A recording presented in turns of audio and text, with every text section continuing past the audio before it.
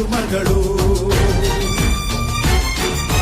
ಹರಿಯುವ ನದಿಯ ನೀರಲ್ಲ ಅವಳ ಎದೆಯ ಅಮೃತವು.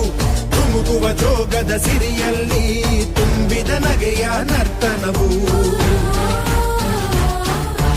ಈ ನಾಡ ಶ್ರೀಗಂಧ ಕನ್ನಡಾಂಬೆಯ ಮಾಂಗಲ್ಯ. ಕೋಲಾರ ಕೈವಾರ ಕೋಲೆ ಧುಮುಕಿ ಮೂಗುತಿಯು.